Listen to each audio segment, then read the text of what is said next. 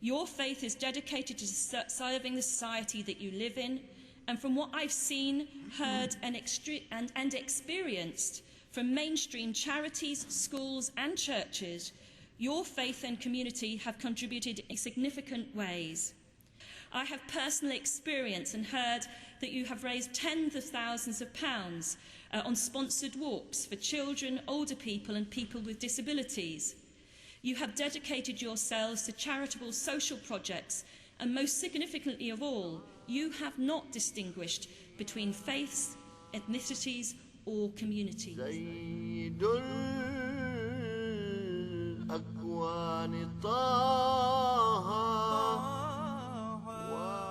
The community's many social projects aimed at helping those in need bears testimony to humanitarian concerns in respect of all human beings, regardless of race, colour or creed. The Ahmadiyya community have an extraordinary reputation abroad for charitable work in Africa, India, Bosnia and Indonesia, amongst other places.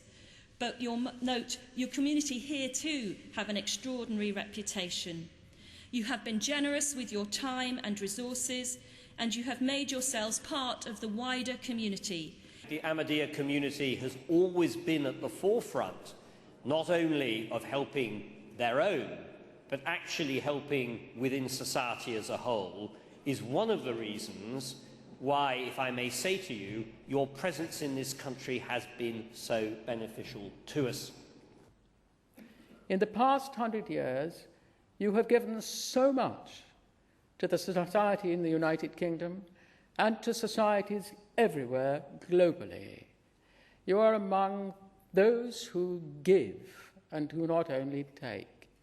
You give so much to so many societies that I have seen and felt and listened to and watched. Ahmadis are also renowned for working to serve the greater good through social, health, and educational initiatives as well as mosque projects. Your own work, Your Holiness, particularly in West Africa, is well known, and we heard just now about your attempts to bring water and energy supplies to some of the poorest communities in West Africa. Together, we should fight common enemies such as illiteracy, disease, hunger, and poverty. The Ahmadiyya mission has put structures in place towards the fight against these common enemies in order to enhance the dignity of man. The mission has been a vanguard and a partner in collaborating with government in the areas of education, health, agriculture, and human animation.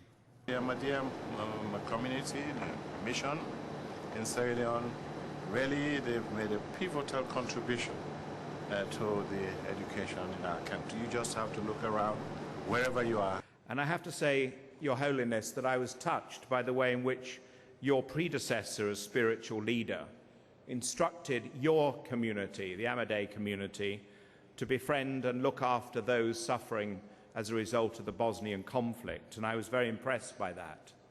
Everywhere that mankind suffers, your members have been active in bringing help and saving lives and limbs. The community was created under divine guidance, with the objective to rejuvenate Islamic moral and spiritual values. It encourages interfaith dialogue, diligently defending Islam and attempting to correct misunderstandings about the religion in the West. I very much welcome this opportunity of paying tribute to the wonderful work which has been done by the Ahmadiyya community towards the objective which we're seeking to promote this evening of achieving peace through understanding and tolerance.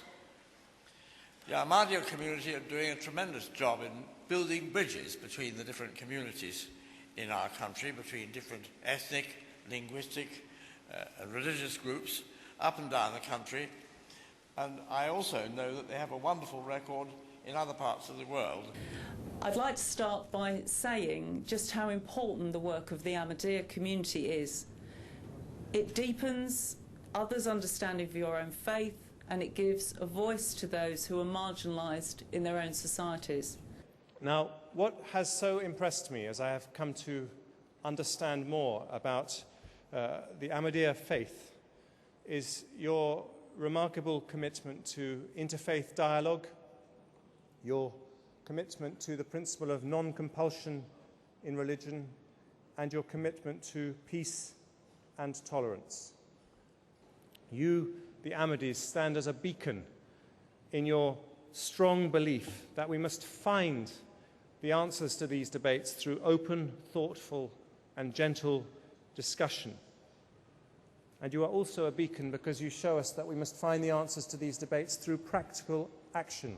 The Ahmadiyya Mission is one religious organization in Ghana which has demonstrated ample tolerance in terms of its preparedness to cooperate with all other religious bodies, Muslim and Christian alike.